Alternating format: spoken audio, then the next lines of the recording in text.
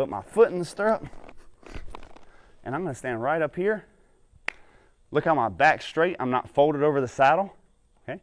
The next thing, I have that inside rein. If he explodes right now and starts bucking, I'm gonna pull him around, disengage his hindquarter, and step right back to him.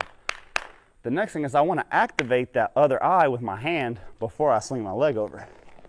The reason being is a lot of times the horse is like, okay, okay, and they accept you over here.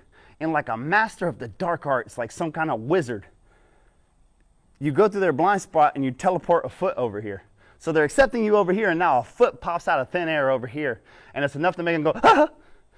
And when they do that and they hunch up, they didn't do much, but since your foot was in the air and you're off balance, well, now you're hanging on to them like a spider monkey.